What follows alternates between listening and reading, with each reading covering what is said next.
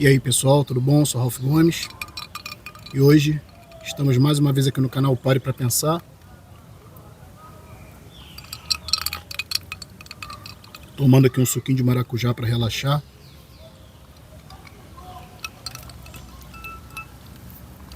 Conversar um pouquinho com vocês, né? Sobre essa vida, né? Que é tão louca, né?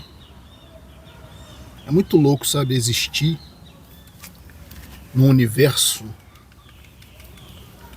onde, quando você começa a se fazer certas perguntas, né? Perguntas que são muitas das vezes simples de se responder, né? Mas as respostas não são as que a gente gostaria, né? Que a verdade, né? Como eu costumo dizer, quase nunca é boa. A verdade quase nunca é confortante, né? Para um animal de carne, ossos, vísceras, sangue, como nós, né? Vai buscar consolo nas outras pessoas, vai buscar consolo nas religiões, né? Toda essa mentira que tem por aí, né? Porque os outros são uma mentira, né? E os outros, inclusive, fazem parte da religião, né? A socialização, né? A religião não é nada além de uma outra instituição. Então o ser humano se conforta, né? Nas instituições, porque as instituições são constituídas de pessoas. Então o ser humano está sempre buscando na religião um conforto, o ser humano está sempre buscando na medicina, né, também um consolo, um conforto e uma pseudo-solução para suas doenças, porque ninguém procura a medicina por causa de saúde, as pessoas procuram a medicina por causa de doença. As pessoas também não procuram a religião porque estão bem e confortáveis, né? Elas buscam a religião porque estão desconfortáveis, estão mal, né? Estão se sentindo sozinhas. Então todas essas instituições, né, se você for reparar, elas sempre estão te oferecendo algo que você não tem, digamos assim, né? Salvação, a religião, né? Conforto espiritual, acolhimento, né? Sensação de pertencimento, né? Até na doença, o indivíduo se sente pertencendo à humanidade, né? Quem, por exemplo, tem saúde de ferro igual a mim, né? Você se sente meio apartado, né? Já reparou isso? Já reparou que o ser humano gosta de chamar a atenção das outras pessoas para se sentir acolhido? Então o ser humano,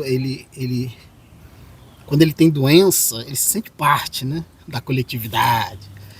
Ele tem que ter a atenção do médico, a atenção dos amigos, a atenção da família. Então, o sofrimento humano também é uma forma de chamar atenção, né? Olha, eu estou precisando de você.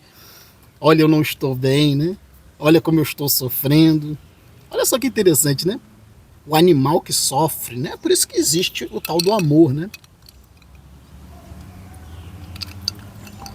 Você sabe por que existe o amor?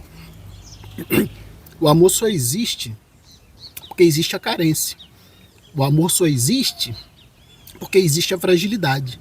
O amor só existe porque existe o sofrimento.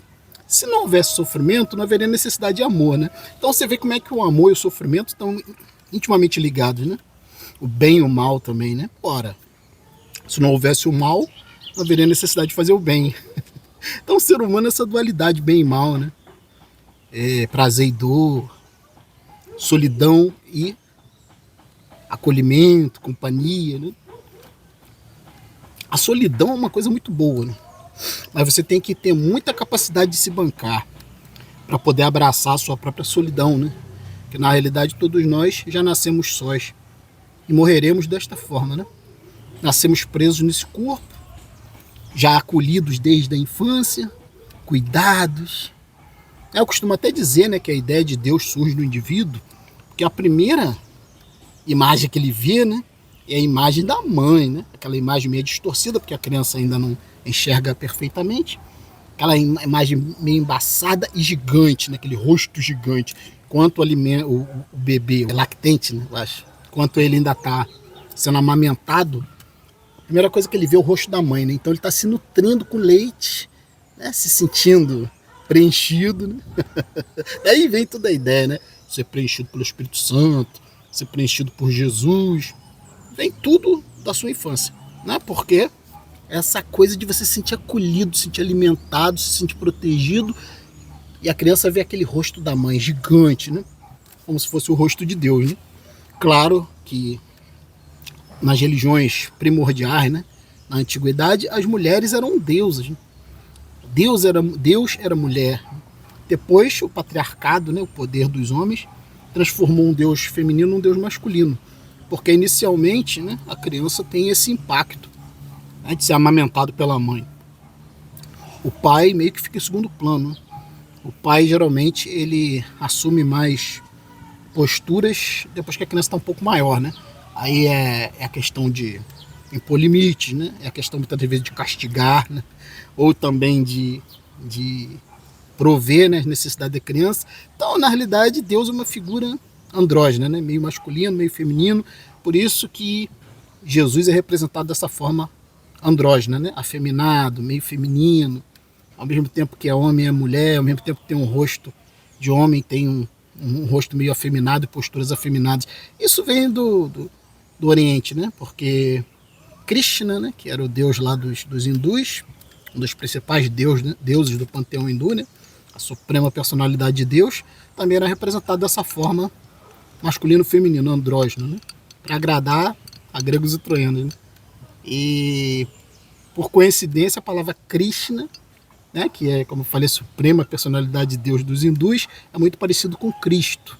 Né? E a gente vê muita similaridade entre a religião cristã e as religiões orientais. Né?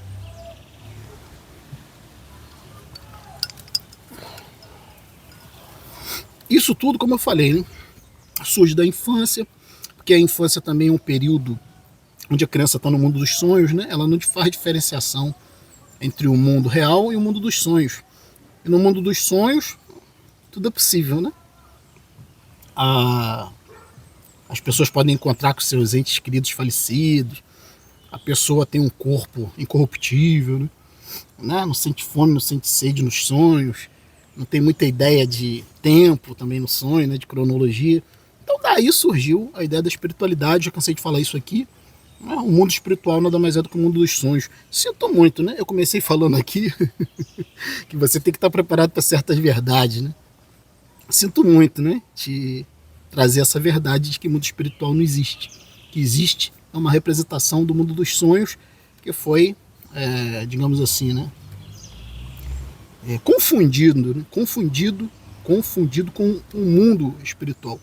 O mundo dos sonhos, para quem não sabe, não interpreta e não compreende o que significa sonhar, né? Porque no passado não havia ciência, no passado o homem não sabia que o sonho acontecia aqui no cérebro, que existia todo um processo, né, de memória e de construção inconsciente de realidades aqui dentro, né? Como eu falei, nesse mundo você voa, nesse mundo você encontra com seres fantásticos, você encontra com entes queridos falecidos, tudo é possível, né? Então o mundo infantil, o mundo lúdico da criança que se recusa a crescer, né? Síndrome de Peter Pan, né? O religioso nada mais é do que esse que se recusa a crescer, né? Quer ficar olhando as coisas como criança.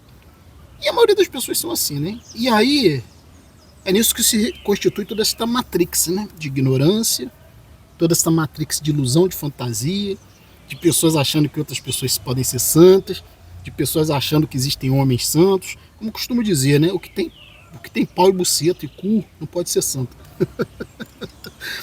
Ai, ai, ai.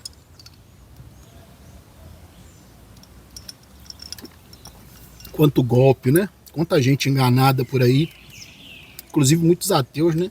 Acabam se tornando ateus por conta disso, né? Não foi o meu caso, porque eu nunca tive propensão à crença religiosa, ao sectarismo. Nunca gostei dessa coisa de ficar seguindo ninguém, né? De ficar aceitando palavra de outros homens, ou de livros antigos, ou seja, do que for, né? Eu sempre gostei de desenvolver minhas próprias ideias, filtrar, né, o que é útil e descartar o que é inútil, porque eu acho que todo tipo de literatura, todo tipo de conhecimento, mais absurdo que seja, né, mais religioso que seja, né, você pode até tirar alguma moral, tirar algum ensinamento, mas grande parte disso aí você tem que descartar, né? Então, na realidade, eu me tornei ateu por uma questão de constatação intelectual, né? Assim como também me tornei niilista, se bem que essas palavras não definem ninguém, né? São simplesmente aspectos, né, de uma pessoa, né? Eu tenho um aspecto de ateu porque não aceito essas bobagens religiosas, não aceito superstição, não aceito sobrenatural, né? Não aceito nada que não seja minimamente comprovado, pelo menos evidenciado. Como eu falei, que se você, em ciência inclusive, né, quando você tem uma explicação mais simples, você sempre deve optar por ela, né, do que explicações mais complexas, né? Então eu costumo dizer, né, eu fui uma das poucas pessoas que identifiquei isso, né? Estudando muito ao longo da minha vida, eu identifiquei que o mundo espiritual nada mais é do que o mundo dos sonhos. E que as sociedades primitivas, né, sem ciência, sem tecnologia, sem psicologia, sem conhecimento de nada, né, praticamente índios, bárbaros, né? Claro que eles iam confundir o que eles viam nos sonhos com o suposto mundo espiritual, que na realidade está rodando só aqui, né, no seu cérebro. Até os animais sonham, né? Você vê que os animais, quando estão dormindo, eles têm um movimento rápido dos olhos, eles fazem movimentos involuntários, alguns até latem, né? Como se realmente estivessem sonhando. Então os animais também sonham. Acho que isso já foi até comprovado por ressonância. E nos mamíferos, praticamente todos, acho que sonham.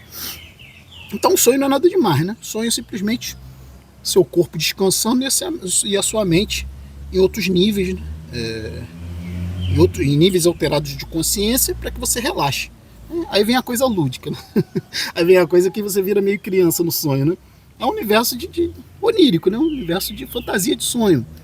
E o ser humano trouxe isso para a realidade como se fosse um mundo espiritual. É absurdo isso, né? Mas é um conhecimento, aquilo desmonta muita coisa, né? Desconstrói uma fantasia de que você vai continuar existindo depois da morte, toda essa bobagem, né? As probabilidades disso são mínimas.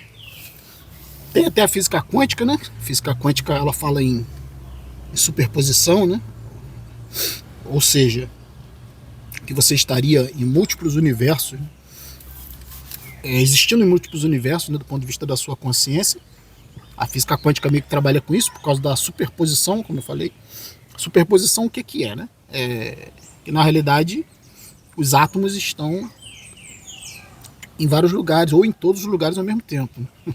A física quântica é uma física bizarra, né? Então significa que você está morto e está vivo, né? Você está vivendo e existindo em múltiplas linhas temporais. Quando você toma determinada atitude, você salta de uma linha temporal para outra, né? Um exemplo de que quando você morre é possível que a morte, né, nessa linha de tempo aqui ocorra. Entretanto, ao morrer, talvez você salte para uma linha de tempo paralela. E aí é a situação de escapar da morte, né? Então, para toda morte, tem uma forma de você escapar da morte. Pela física quântica, digamos assim, se, né, o que acontece no mundo atômico ocorrer também no mundo macroscópico, né? O que ocorre no micro, ocorre no macro. Não sei como isso funciona, mas é uma possibilidade. Mas não tem nada a ver com espiritualidade, né? Seria simplesmente você morrer e automaticamente sua consciência ser transportada, né, para outra linha de tempo, que é tão física quanto essa aqui. Então não existe essa questão de mundo espiritual.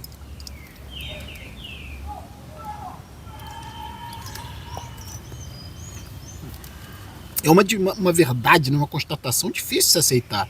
Não é todo mundo está preparado, né, para compreender que vida não tem sentido, que tudo que existe é um mundo físico, né, que não existem deuses, são criações, né? Essa mitologia antiga, Jesus, Krishna, Buda, eram pessoas muito inteligentes, mas que não tinham recursos, né? Porque não adianta nada você ter muita inteligência e você viver numa sociedade primitiva, sem recursos tecnológicos, sem conhecimentos avançados sobre como funciona a realidade, né? Então, muitos eram inteligentes no passado e eram cristãos, muitos eram muito criativos, verdadeiros gênios, mas não escapavam dessa ideia de Deus, de mundo espiritual, né? Porque não sabiam que o mundo espiritual nada mais é do que um mundo onírico, o mundo dos sonhos. E tudo está acontecendo aqui, né? Tudo está acontecendo aqui, nada escapa daqui. Não existe outro mundo, né? Só fala esse negócio aí de experiência de quase morte, sabe? Como eu costumo dizer, né? Quase morte significa que ninguém morreu. Porque quem morre não volta, né? Pelo menos não da morte cefálica.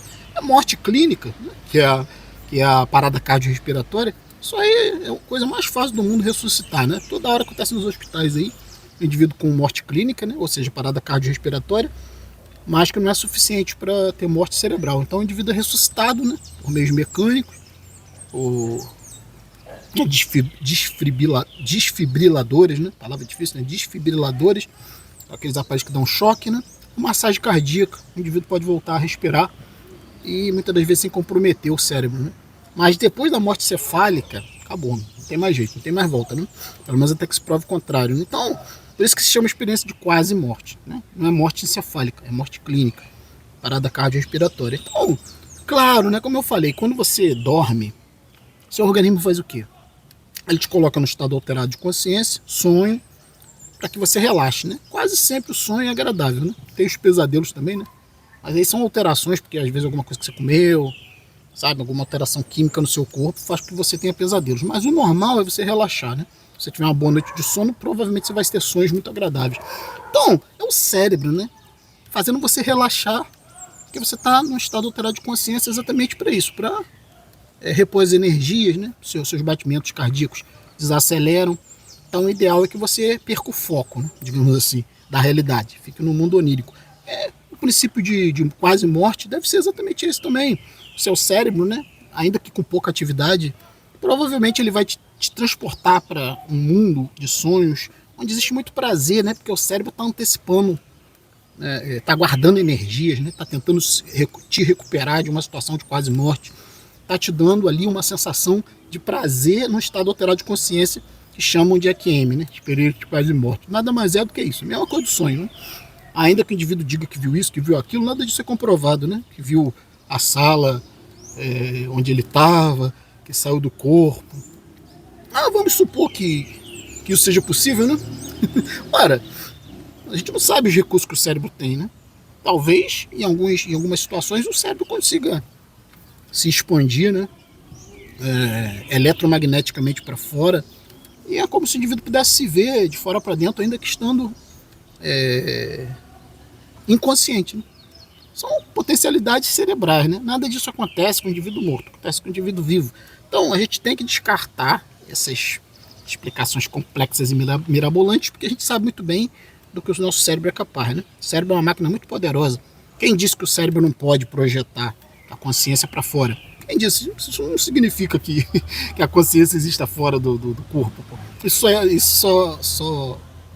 só demonstra que o cérebro talvez possa projetar, né, a consciência para fora.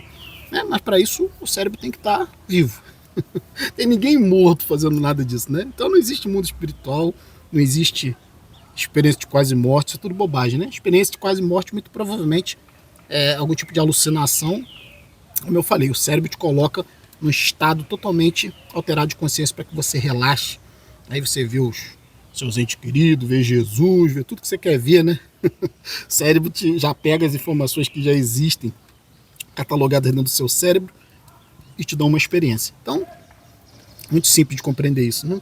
As pessoas gostam sempre de querer o maravilhoso, de querer, né, as explicações espetaculares. Sinto muito, né? Em ciência a gente sempre vai optar pelas explicações mais simples, se elas existirem. Nesse caso existe. Então, como eu te falei, né? Você também pode ter um pequeno traçozinho de esperança, não sei, né? Não sei se isso seria esperança, né? Como eu falei, pela física quântica, talvez você simplesmente não morra, né? Sua consciência passe por um outro caminho, né? De realidade, uma outra plataforma de tempo, né? Um tempo paralelo, né? Mas isso significa que você está fudido, né? Se for assim, então tudo continua, né? no eterno ciclo, no eterno retorno, como dizia Nietzsche. Né? Você vai nascer, vai morrer, vai nascer de novo, com pequenas variações. Né? Nietzsche já meio que antecipava a questão da física quântica. Né? A física quântica diz que isso é possível. Né? Você está observando essa realidade aqui, de repente você morre. Né? Para os outros você morreu, porque eles não te veem mais. Né? Mas você continua, de alguma forma, consciente em outros níveis, né? Experimentando outras realidades e outras linhas de tempo. Isso seria um inferno. Né? Como escapar disso? Seria talvez pior do que a morte, né? Porque pelo menos você sabe que morreu, acabou, né? Mas por um lado satisfatório para quem está sofrendo, que é a maioria, mas é também assustador para quem ainda tem uma vida mais ou menos confortável, né? E experimenta alguns prazeres e tal. Deve ser assustador, né? Essa ideia, né? Para mim é assustador, né? Para mim as duas ideias são assustadoras, né? Continuar consciente em outros níveis, né? Que aí a merda continua do mesmo jeito, não tem solução. Talvez você tenha que voltar a trabalhar, eu já sou aposentado, mas tem que voltar a trabalhar, que inferno, né? Tem que dar continuidade a tudo isso, né? Em outros níveis, em outras experiências, talvez piores do que as que eu tive aqui. Isso deve ser terrível, né? Mas ao mesmo tempo também deixar de existir é uma coisa absurda, né? De se considerar, porque uma vez que você está consciente, você quer continuar consciente, né? Uma vez que você existe, você quer continuar existindo, por pior que seja. Porque sempre há, na vida, enquanto a vida, há sempre uma oportunidade, uma possibilidade, né? De você melhorar, né? Morto não faz nada. Então vamos ficar por aqui, um abraço a todos, estamos juntos pela propagação do conhecimento. E se você não é inscrito no nosso canal, por favor, se inscreva, né? Clicando nesse ícone aqui, você já sabe, você se inscreve automaticamente no nosso canal. Se inscrever, por favor, ative o sininho das notificações, para estar sempre recebendo as novidades dos vídeos. Se desejar, seja membro do nosso canal. Fui.